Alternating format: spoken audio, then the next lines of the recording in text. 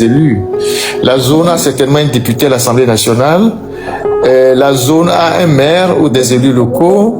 Tout à fait. Il y a certainement des cadres qui sont dans la localité que nos chères mamans peuvent approcher pour leur dire voilà, c'était le seul endroit où on allait travailler pour faire manger nos enfants. Aujourd'hui, ça a été fermé. Nous, on ne sait pas pourquoi c'est fermé. Si les autorités peuvent vraiment les aider à ce qu'on relance l'usine pour que les gens reprennent le chemin du travail. Parce que, comme Maître Agba a eu à le dire, 300 personnes, derrière 300 personnes, c'est 300 ménages. Et derrière 300 ménages, c'est beaucoup de gens.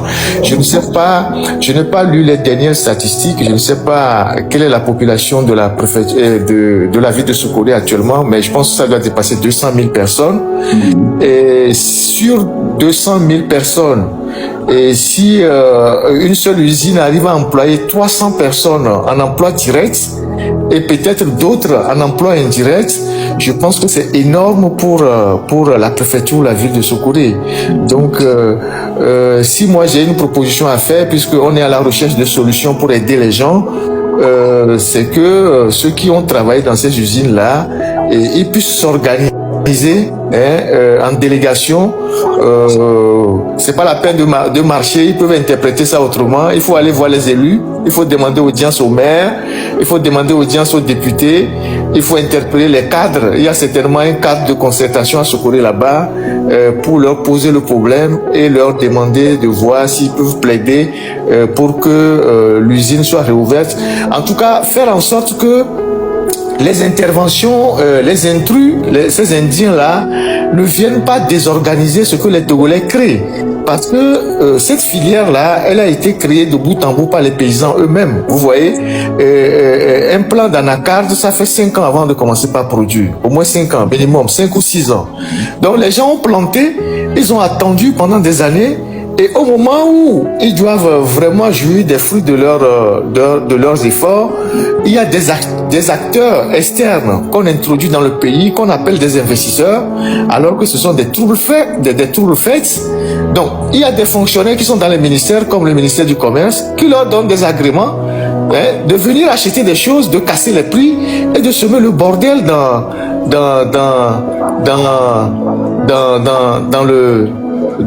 le truc. Donc,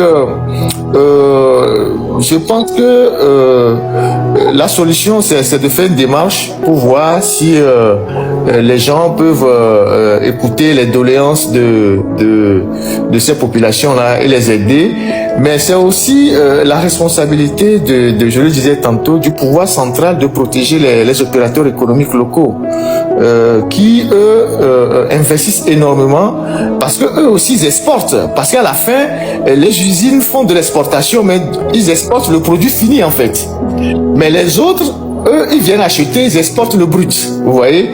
Et donc, je pense que en prenant ce chemin-là, les gens pourront trouver peut-être une solution.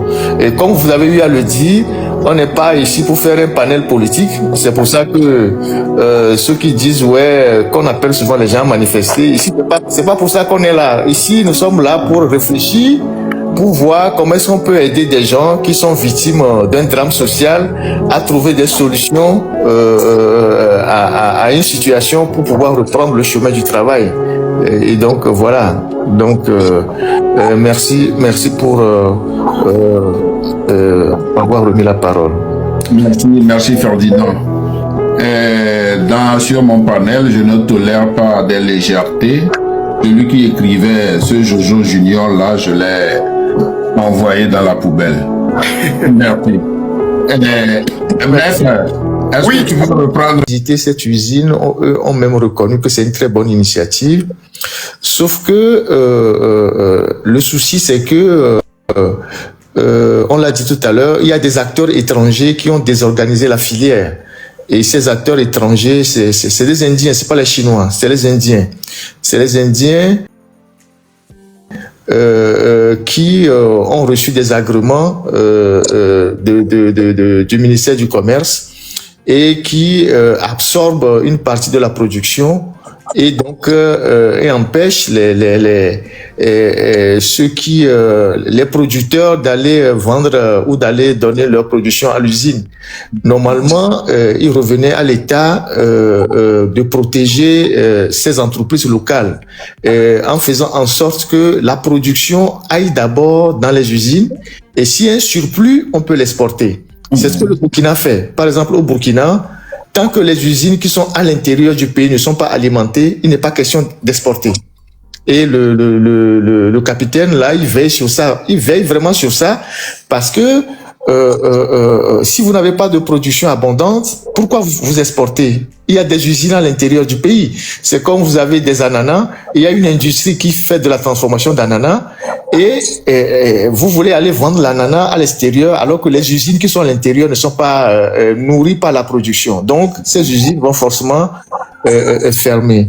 Donc, je pense que le débat ici ou bien la préoccupation ici, c'est le drame social qui est derrière cette fermeture-là. Toutes ces personnes, surtout des femmes, comme eux-mêmes l'ont dit, environ 300 qui travaillent dans ces usines-là et qui sont aujourd'hui au chômage et qui doivent se débrouiller pratiquement ailleurs. Donc, de mon point de vue, il revient au pouvoir central de protéger les entrepreneurs locaux. Je suis certain que si c'est en Occident qui a ce souci-là dans une petite ville, le maire, les élus locaux, la région, tous ces gens vont se mobiliser pour que l'entreprise ne ferme pas parce que non seulement cette entreprise emploie la main-d'œuvre locale, elle paie aussi les taxes pour la mairie, elle paie les taxes aussi pour, je sais pas, tout ce qui est tout autour et ça crée une dynamique de développement local.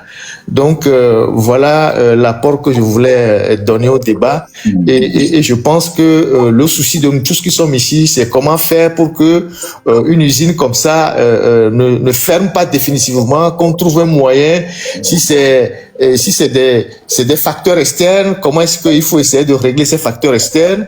Si c'est une question aussi avec le fisc, comment est-ce qu'il faut aider les entrepreneurs à sauver au moins l'entreprise et à recommencer par consommer la production locale pour que l'usine puisse vraiment tourner pour le bien de nos sœurs et frères qui travaillent dans ces entreprises-là. Et ça, c'est à l'échelle de tout le pays, que ce soit une usine à Dapaon, une usine à Kara, une usine à Takpamé, Sokodé ou Lomé. Si elle est confrontée par ces genres de difficultés, il faut quand même que l'État essaye de voir comment on peut accompagner les... Depuis 1972 ou 60 combien là, allocation familiale et Vibega, les Togois, Kotokwa me fait depuis 1972 à 70 Kotokwa me fait 2000 francs. Ça fait combien d'euros? 3 euros, c'est pas quoi. 2000 francs allocation familiale par enfant. Donc, j'ai dit plusieurs fois ici, avec les milliards que la caisse de sécurité sociale, 4 euros, voilà, avec les milliards que la caisse de sécurité sociale engrange, qui permet à Ingrid de faire la folie qu'elle fait là, porter au moins l'allocation familiale à 10 000 francs pour les parents. C'est pour ça que je vous parle de théorie économique. Je vous demande, il est allé à quelle école?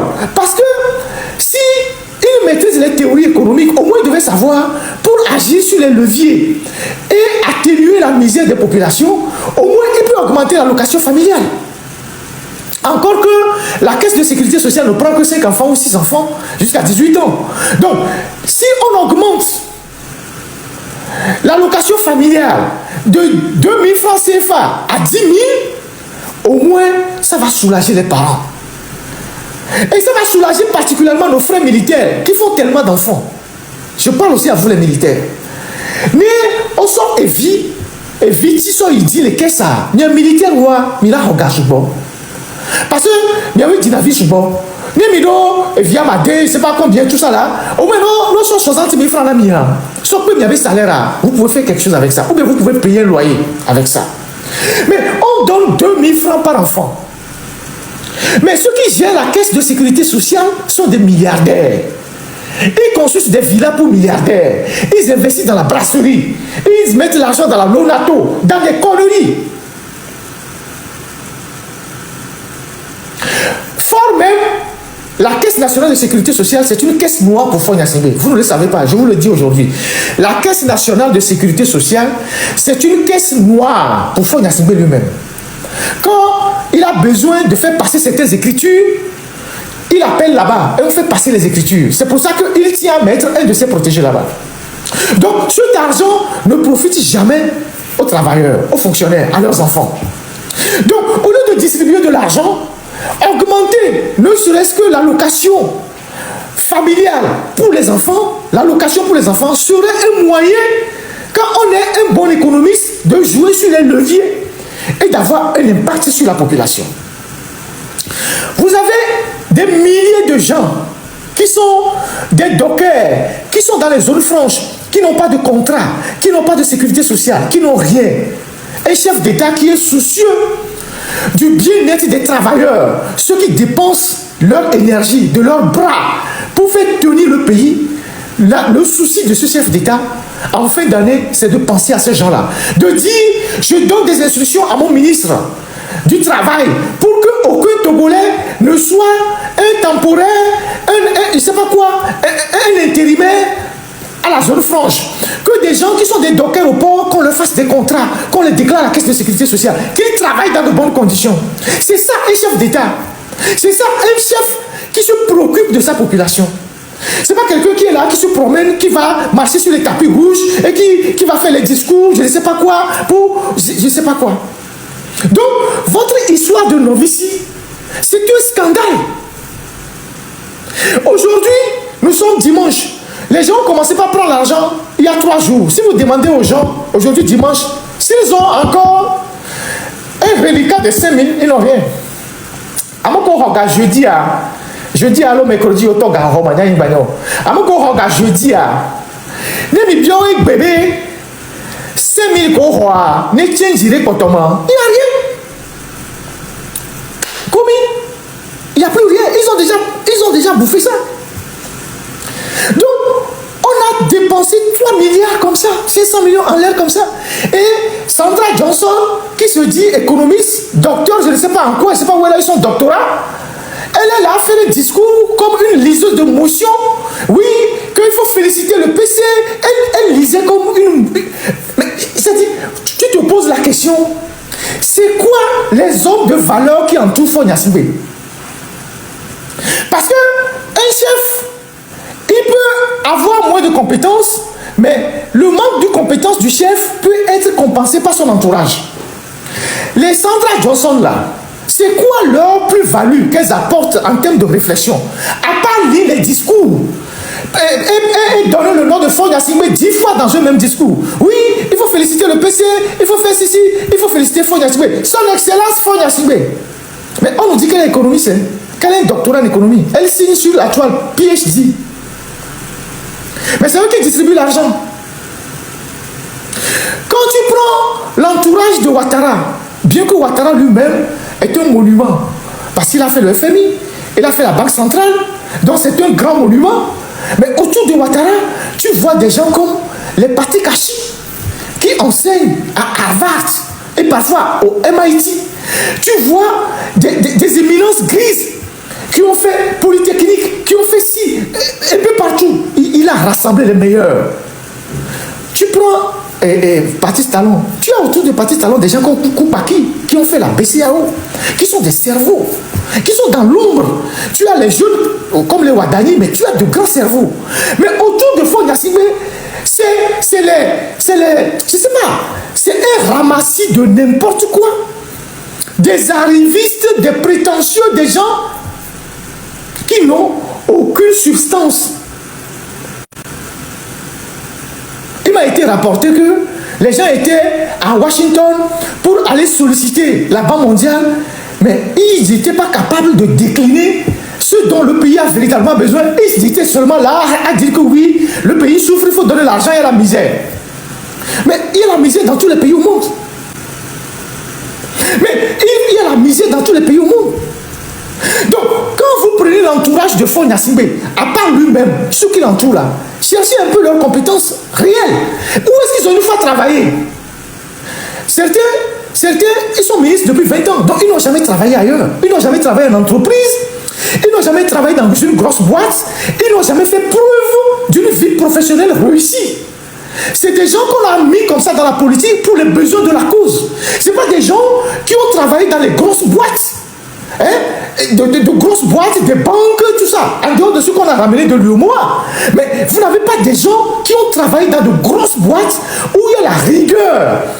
Il y a les résultats au bout de la démarche. Donc, ces gens-là, c'est des ramassis de n'importe quoi. Et donc, ils se donnent eux-mêmes des diplômes, je ne sais pas où on les ramasse. Et c'est eux qui vont lire les discours à la con, comme Sandra Johnson qui dit oui, le président pensait à eux distribuer de l'argent. Dans quel pays l'État se lève et distribue de l'argent? Dans quel pays?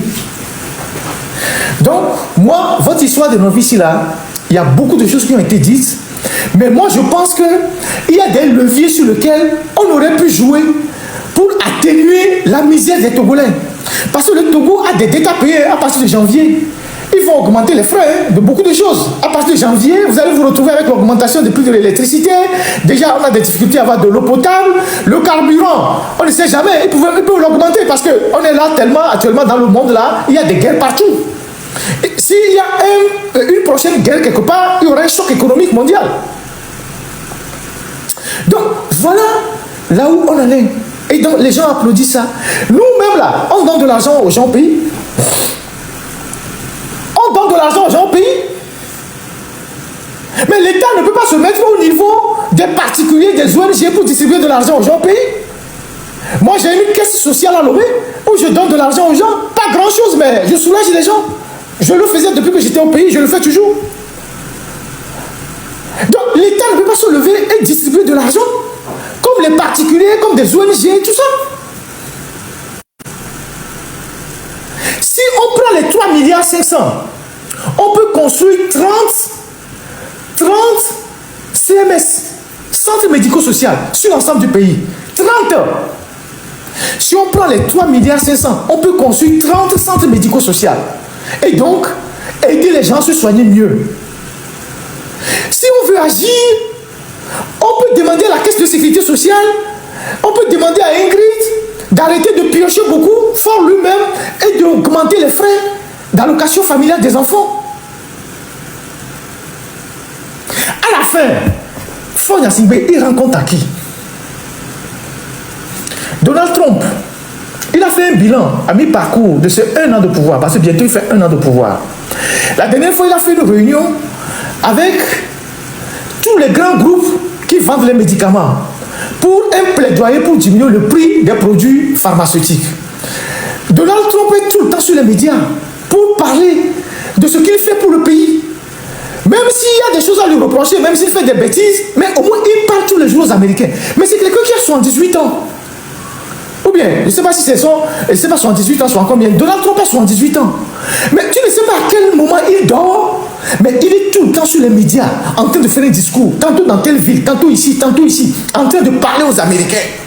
Même s'il fait des choses dont on n'est pas d'accord, 79 ans. Donc il est là, il est solide. Faure aura 60 ans l'année prochaine. Il n'est pas capable d'inviter les syndicalistes pour venir discuter. Faure, en 20 ans de pouvoir, il ne s'est jamais rendu à l'université de Lomé, ni à l'université de Pia ou de Kara, qui est à côté de leur château là-bas, pour parler avec les étudiants, pour parler avec le corps enseignant, pour dire de quoi avez-vous besoin, comment va l'université, quelles sont les filières de formation porteurs, où est-ce qu'on peut investir. Donald Trump, qui a 79 ans, il dort, il se réveille tôt, il parle tous les jours aux Américains, parce qu'il sait qu'il est à la tête d'un pays, il doit rendre compte. Faure Gnassingbé, il est où dans tout ça? Il est plus jeune, mais il dépense son énergie dans quoi? Et il ne parle jamais de son bilan au peuple togolais. Dans quoi il met son énergie et il n'est pas capable de recevoir les syndicalistes, de recevoir l'ordre des pharmaciens, de recevoir les avocats, de recevoir par exemple, je ne sais pas qui, les architectes pour parler développement. Où est-ce qu'il passe son temps? Il regarde quoi? Il voit quoi? Il lit quoi? Il compare quoi? Il s'inspire de quoi? Parce que Faure, il a fréquenté tout le monde. Hein? Faure, c'est un ami de Kagame. Vous avez appris qu'il a pu puiser quelque chose pour développer son pays de Kagame. Il prenait Kagame pour un modèle. À part envoyer les opposants en prison, là, avec Kagame, ils sont sur la même longueur d'onde. Mais en termes de développement, vous avez vu qu'il s'est inspiré de quelque chose au Rwanda pour faire au Togo, pour dire, ce quartier-là, je vais le changer. Ici, je vais changer. Ici, je vais développer tout. Je vais investir ici. Je vais changer l'environnement de la ville. Nous sommes à 4 jours de la fête de Noël. Vous qui êtes à Lomé, vous avez l'impression que les Togolais préparent la fête actuellement, alors où on parle. Vous avez l'impression que les Togolais préparent la fête. Même avec leurs 25 000 francs, les Togolais préparent la fête. Quelqu'un m'a dit même que la chanson de Noël, même ça se fait rare. Que les chants de Noël même n'existent plus. Que c'est la misère partout. Les gens ont les visages fermés. Que même les chansons de Noël, ça n'existe pas. Donc lui, il met l'argent où? Actuellement, il y a les opérateurs économiques qui sont en train de souffrir. Beaucoup cette année ont fermé leurs entreprises. Parce que la dette intérieure n'est pas payée. Or, quand tu te dis économiste, tu sais que pour injecter l'argent dans le circuit économique national, il faut payer les entreprises nationales. Il faut payer la dette intérieure qui permet aux entreprises de continuer par embaucher, d'employer les gens et de dépenser de l'argent. Aujourd'hui, la plupart des petites et moyennes entreprises qui sont à Lomé, mais qui appartiennent aux Togolais, sont en train de fermer. Certains ont fermé parce qu'ils ont des factures au trésor public qui ne sont pas payées. Comment vous pouvez relancer la consommation quand vous ne payez pas la dette intérieure? Nous sommes tellement ingénieux au Togo que nous avons creusé des puisards. Généralement, les puisards, c'est dans les maisons. Les puisards, nulle part dans les BTP, on n'a jamais enseigné comment on peut utiliser les puisards pour faire le drainage à la place des caniveaux. Mais le Togo est un pays extraordinaire. Nous sommes vraiment une curiosité. Des choses qu'on n'a jamais vues ailleurs, on le voit au Togo. Donc, j'avais dit dans une des vidéos, dans une de mes directs, que la route principale que Fort utilise tous les jours, la route qui sort de Lomé 2, qui arrive au marché des Djanaoué et qui passe devant le séminaire, qui passe par l'entente de Liban et qui sort par la cantine de l'aéroport, c'est la route que Fort utilise tous les jours. Et tout le monde sait comment Fort voyage. Il est tout le temps en l'air. Il est tout le temps en l'air. Il est tout le temps en l'air. Cette petite route-là, cette portion de route, un chef d'État qui est là depuis 20 ans, il ne s'est pas dit que c'est la route que moi-même j'utilise tous les jours. Je vais faire une belle avenue. Je vais faire goudronner cette route-là, plus les rues adjacentes. Je vais faire une belle avenue, aménager, goudronner. Je vais mettre des fleurs partout. Je vais mettre les trottoirs de manière à ce que si quelqu'un vient chez moi, je lui dis, ça c'est la route qui conduit chez moi. Et donc, quand vous prenez cette route-là, vous prenez cette route de l'aéroport qui passe devant Défitec, qui passe l'entente du Liban, qui passe devant le séminaire et qui bifurque, qui va à Lomé 2. C'est quelque chose d'incroyable. La route n'a même pas de trottoir. Il y a régulièrement du sable parce qu'on n'a pas goudronné toute la rue. On a fait seulement, on a goudronné juste le milieu de la route, on a laissé tout le reste. Et vous avez du sable, de la poussière tous les jours. Et le président de la République, il passe là-bas matin, midi, soir. C'est la route qu'il utilise pour aller à l'aéroport. Quand il revient, c'est ce qu'il utilise pour rentrer à la maison. Il voit ça tous les jours. J'étais à Lomé. Quand un jour, je passais là-bas parce que c'est une rue qui est totalement inondée avec les quartiers alentours, la cité de l'aéroport qui est régulièrement inondée. Et je passais un jour et j'ai vu qu'ils étaient en train de creuser des puisards. Ils étaient en train de creuser des puisards de part et d'autre pour drainer l'eau qui stagne sur le goudron dans les puisards. Ce n'est pas les caniveaux, ils n'ont pas fait les caniveaux. Ils ont fait juste des petits couloirs de route pour drainer l'eau dans les puisards. Et j'ai dit, oh, on fait les puisards sur la route. Et les puisards, c'est à la maison. Mais depuis quand on creuse des puisards pour drainer l'eau? Ça s'enseigne dans quelle école de BTP, dans quelle école d'ingénierie on creuse des puisards et on envoie l'eau dans les puisards sur la route. Et donc, ils ont fait les puisards, ils les ont dallés comme on fait les puisards à la maison pour recueillir l'eau de toilette et tout ça. Ils ont fait des puisards comme ça. Et j'ai regardé, j'ai dit, mais qu'est-ce qui nous arrive? Ça fait quoi? Ça fait 6 ans ou 7 ans que j'ai remarqué ça. Maintenant, la dernière fois, j'ai parlé de ça dans un direct, il y a 2 semaines. Quelqu'un est venu me dire que non, que c'est faux. Vous voyez, Dieu aime confronter les gens. Quelqu'un vient me dire que non, que c'est faux, que moi je raconte ça. Parce que c'est des puisards qui sont enfouis dans le sol. En fait, quand vous passez, vous ne les voyez pas. Mais comme certains sont en train de s'ouvrir, les gens commencent par tomber dedans. Ça crée des accidents. Même les motos qui dévient du bouton parce que le bouton là-bas n'est pas large, certains motos passent sur le puisard et les puisards commencent par s'affaisser. Donc, cette semaine, ou la semaine passée, ils ont ouvert les puisards. Puisque beaucoup de puisards même sont déjà ensablés. Donc, il y a beaucoup de sable qui sont rentrés dans les puisards. Ces puisards ne retiennent même pas l'eau. Donc, ils ont ouvert les puisards. Et ils les ont entourés de bandes de sécurité pour avertir les gens, les usagers, que bon, il y a un danger ici, il y a des trous ici. Et ce sont les photos de ces puisards-là que j'ai posté aujourd'hui. Et quand vous les comptez, en partant de la clinique de l'aéroport jusque devant la paroisse Cristo Risorto, vous allez dénombrer 11 busards. 11 busards. Et pourtant, la double voie qu'on a fait du contournement qui s'arrête au marché de Djanaoui, il aurait juste suffi de prolonger cette route jusqu'à la Notre-Dame de Liban et de prolonger la double voie jusqu'au rond-point de l'aéroport. Et puis, vous changez le visage de cette zone.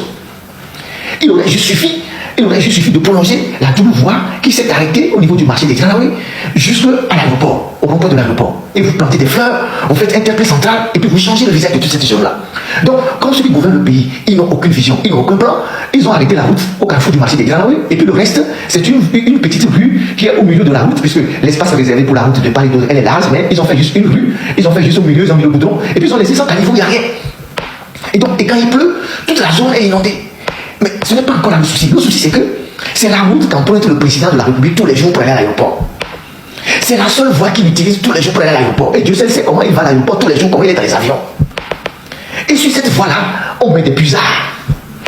Dans quel institut de BTP, dans quelle école d'ingénierie, on apprend que pour faire l'assainissement, pour une route, on creuse les busards pour diriger l'eau. Ça, c'est la version minimum des retenues d'eau. C'est-à-dire que les gens qui ont amené au Togo les histoires de retenues d'eau, c'est la version microcosme des retenues d'eau. Et ils se sont dit, bon, ils ont toujours la solution la plus facile, la solution paresseuse. Donc, on fait quoi? Et bon, voilà, il y a l'eau, on va creuser les busards. Donc, c'est comme ça réfléchit, on va creuser les busards. Ils ne savent même pas de quoi ils parlent. Donc, on creuse les busards, on draine l'eau. Et ils ont creusé des busards de part et d'autre de la route. Et maintenant, les gens sont en train de tomber dans les busards. Vous trouvez ça normal? Vous trouvez ça normal? Et c'est la route qu'emprunte un chef d'État tous les jours. Depuis qu'il est au pouvoir, depuis 20 ans, il ne s'est même pas dit, écoutez, la route là, je la prends tous les jours, je vais l'aménager à mon goût, je vais faire une route, je vais aménager la rue, je vais faire, je ne sais pas, une avenue prestigieuse à Lomé, du rond-point de l'aéroport jusqu'à l'entrée de Lomé 2. Comme ça, même si je reçois un invité qui vient chez moi en privé, la personne va dire, waouh, ça c'est quand même une belle avenue. Quand il pleut, c'est l'eau. Quand il ne pleut pas, c'est le sable qui arrive sur la route. Parce que de part et d'autre de la petite rue là, rien n'a été goudronné. Il n'y a pas de pavé, il n'y a rien, il n'y a pas de trottoir. Donc les gens jettent les ordures, tout est sur la route. Et lui, il passe là-bas tous les jours pour monter dans l'avion. Et quand il descend, il passe là-bas, il rentre à la maison. Quand il pleut, sa voiture passe dans l'eau. Quand il pleut, la voiture passe dans l'eau pour rentrer à la maison. Et ça ne nous choque pas. Ça ne nous dit rien. Ça ne nous interpelle pas. Dans quel pays au monde vous avez vu on a creusé des busards à la place des caniveaux pour drainer l'eau de pluie autour d'une rue ou d'une route? Dans quel pays vous avez vu ça? Dans quel pays vous avez vu ça? Et là, ils sont en train de faire des replatages, du rafistolage. Au lieu de dégager ces conneries, et de voter un budget pour refaire la route depuis l'entrée de Lomé 2 jusqu'au carrefour de l'aéroport et de faire des rues adjacentes et de permettre à ce quartier d'être un peu soulagé par les inondations. Ils sont en train de recreuser les busards. En fait, ils sont en train de creuser encore les busards, puisque les busards sont remplis de déchets de sable. Donc, ils sont en train d'enlever le déchet de sable et pour refaire les busards et les boucher. Et vous dites que ces gens-là vont développer un pays. La route Lomé 2, Carrefour et Djanaoui, et au carrefour de l'aéroport, ça fait combien de kilomètres? À peine 3 kilomètres.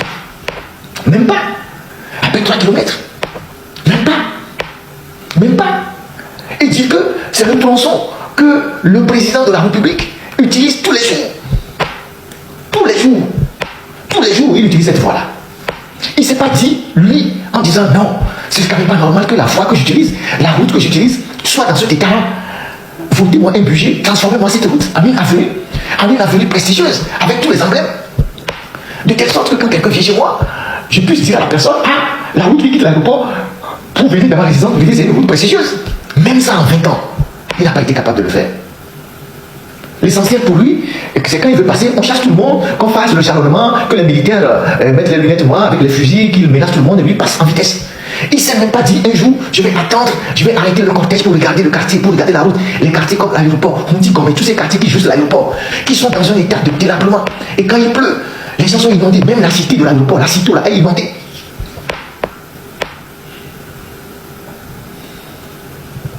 Effectivement, il n'a pas notre temps. Il n'a pas notre temps. Il n'a pas notre temps. Et l'état du pays ne lui dit rien. Il n'a pas notre temps. Il n'a pas notre temps, mais il perd le temps. Il n'a pas notre temps, mais il perd le temps. Il a déjà pris 20 ans sur la vie des Togolais. Avec un bilan qui n'existe pas. Les gens qui ont fait 8 ans, comme Nana Akufo-Addo, sont en train de partir. On a vu toutes les réalisations qu'ils ont eu à faire, mais les Ghanéens ne sont pas satisfaits. Talon fait 9 ans, on voit ce qu'il est en train de faire, mais les Béninois ne sont pas contents. Et Macky Sall a fait, il est parti. Et Ouattara est en train de faire. Il a fait 20 ans. Il a pris 20 ans de notre vie. 20 ans de la vie d'un jeu de quelqu'un qui est vivant. C'est énorme. 20 ans d'immobilisme. 20 ans de surplace. 20 ans sans vision. Puisque les faits sont là, c'est factuel. Il n'y a rien de conceptuel. Ce que je dis, c'est pas conceptuel, c'est factuel. Si vous allez sur la route d'Idranaou et la route qui va à l'aéroport, vous allez voir les puisards qui sont là-bas. J'ai publié les photos. Les puisards sont là-bas. On a ouvert les puisards. Ils ont ouvert les puisards. Les puisards sont là. Les gens sont en train de tomber dedans. On fait des puisards sur une route pour cueillir l'eau. Les gens ne se rendent pas compte que 20 ans, c'est énorme. Et personne ne sait quand est-ce qu'on aura le bout du tunnel. 20 ans, c'est énorme. 20 ans, c'est énorme. Si pendant les 20 ans, il avait vraiment travaillé, il avait changé le visage du pays, on aurait pu lui trouver des circonstances atténuantes. 20 ans d'immobilisme. Aujourd'hui, nous sommes devenus la risée de toute la région. Les gens qui étaient derrière nous sont venus nous dépasser. Ils sont en train de se moquer de nous. 20 ans d'immobilisme. Et il n'est pas prêt de partir. Il n'envisage même pas partir. Non seulement il ne veut pas partir, il ne travaille pas. Il s'est entouré de flaconneurs, de larbets, des femmes qui passent leur temps à ne rien faire, à mettre les make-up sur les réseaux sociaux, à se faire les commérages les uns les autres, et le pays est dans l'immobilisme.